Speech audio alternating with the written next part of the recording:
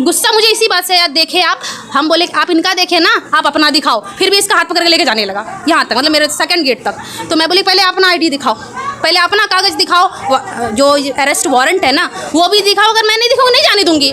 उस सेकंड हाथ का मैं पकड़ी हूँ, इनको मैं रोकी हूँ, ठीक है। उसके बाद तब वो बोला कि नहीं इसके नाम से ही है।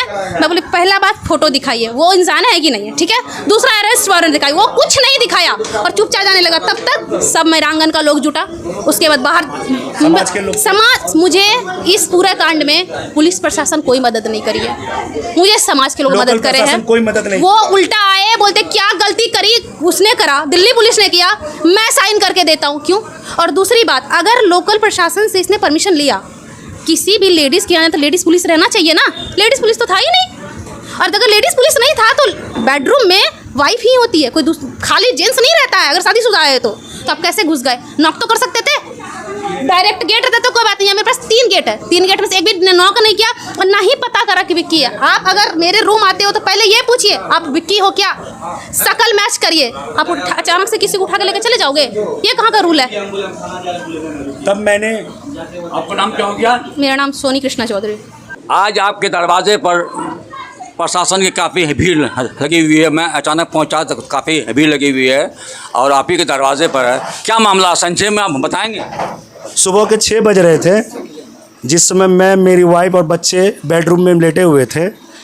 उस समय अचानक 5 आदमी मेरे घर पे, मेरे रूम पे ज़बरदस्ती घुस गया और मुझे और मेरी वाइफ को ज़बरदस्ती हाथ पकड़ के खींचने लगा और बोला चलो थाना चलो। तो मैंने और मेरी वाइफ ने उसे बहुत पूछा आप कौन हैं, क्योंकि आप लोकल दिखते नहीं हैं, ना मेरे थाना के अध्यक्ष दिख रहे हैं, ना उपाध्यक्ष दिख रहे हैं, ना SIO दिख रहे हैं, क्योंकि हम लोग लोकलिटी के थाने को इंचार्ज को या बड़ा बाबू को सबको पहचानते हैं। उनमें से वो कोई भी नहीं थे।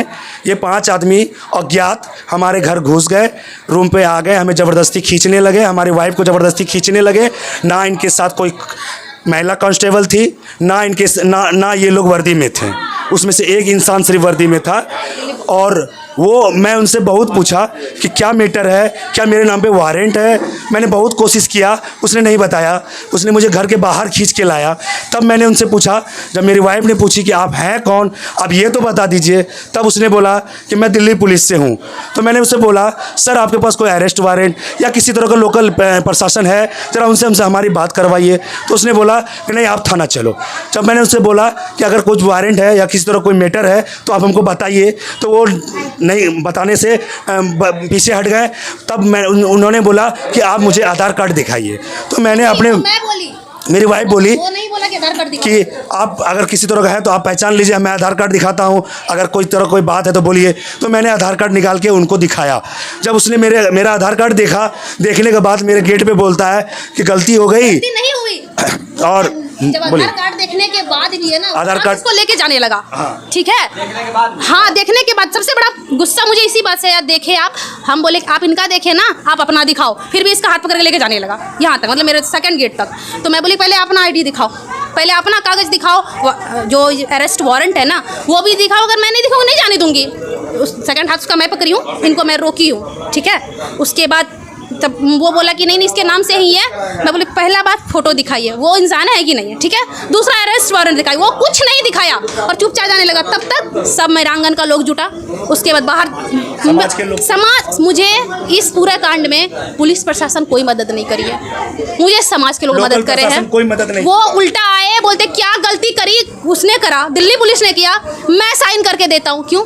और दूसरी बात, अगर लोकल प्रशासन से इसने परमिशन लिया, किसी भी लेडीज़ के यहाँ तो लेडीज़ पुलिस रहना चाहिए ना, लेडीज़ पुलिस तो था ही नहीं।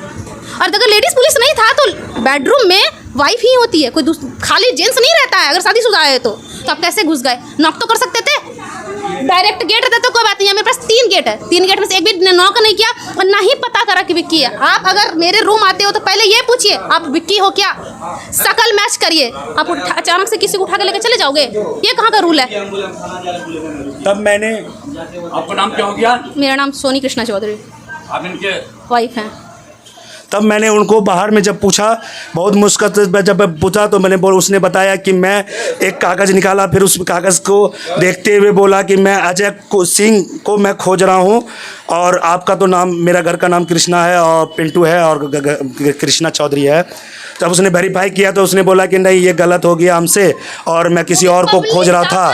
तो पब्लिक ने जोड़ दिया तो, वरना इसको उठा के हमसे लेके चले जाते। अगर पब्लिक, हम मुझे लगता है प्रशासन नहीं साथ दिया, सीधी सी बात है। समाज के लोग आपको साथ बहुत ज़्यादा समाज में रहते हैं, अगर एक का इज्जत खराब हो रहा है तो पूरा समाज का खराब हो रहा है, पुलिस प्रशासन का नहीं होता है। हमको सबसे ज़्यादा समाज ने साथ दिया, ये तो तय है। उसी के कारण गाड़ी रुकी, उसी के कारण कस्बा पुलिस आई, वरना कोई नहीं आया था। वो लोग आराम से इसको उठाते और लेके चले जाते। तब मैंने जो है उससे बोला, मेरे समाज के लोग बोले तो उसे मैं रोका और समाज के लोग रोके उन्हें। तब लोकल प्रशासन से बड़ा भाव आए और इनका सल्यूशन निकाले। क्या लिख के दिए आपको? तब उसने जो है माफ़ीनामा बना करके मुझे, मैंने उसको बोला कि लिखित में वे पे हमें दे दीजिए, कल के डेट में किसी तरह का ऑब्जेक्शन ना हो। तब उसने मुझे लिखित रूप में दिए, ये देखिए। पुलिस वाला का मतलब आज का सीधा हो गया है भाई, वर्दी आ गया, कहीं चले जाओ, बिना किसी को नोट किए, आगे किसी क्या को होगा? ये बोले। आगे समाज के लोग का कहना था कि ठीक है, लिखित वे पे आप ले लिए हैं और फिर आगे देखते हैं, फिर बताओ। तो कस्बा के थाना प्रभारी जो है, क्या आप लोगों को आश्वासन दिए? कस्बा के थाना प्रभारी का कहना था कि मैं लिखित देता हूँ, हमारे ही प्रशासन के लोग से कुछ मिसबिहेव हो गया। तो मैंने उन्हें बोला कि ये दिल्ली पुलिस की गलती है और ये हमारे घर में ज़बरदस्ती हमें उठा के लेके चले गए थे, रोड तक ला दिए थे, हमें वो लिखित में दे। तो उसने मैंने लिखित में ये लिखित दिया। तो आप लोगों ने उनको क्षमा कर दिया? कुछ समाज के लोग के अनुसार मैंने आगे कदम उठाया। उन्होंने बोला ठीक है, इन्हें अभी जाने दिया जाए, तो मैंने जाने दिया। आगे कार्रवाई होगी? आगे जो भी होगी कार्रवाई होगी, और थाना प्रभारी बोले हम कार्रवाई करेंगे। अपना नाम बताइए। मैं पिंटू कुमार कृष्णानंद चौधरी, पिता का नाम? पिता अशोक कुमार चौधरी, गुदड़ी बाजार कस्बा के निवासी।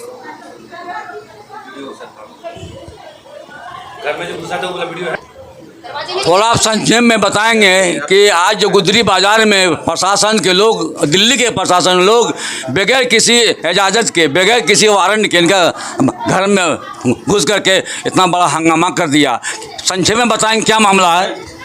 आज सवेरे सवेरे मैं सो रहा था, पिंटू चौधरी हमको फ़ोन किया कि भैया यहाँ हमारे घर में नाजायज़ ढंग से पुलिस घुस गया, उठा के ले जाना चाहता है, आप थोड़ा मदद कीजिए।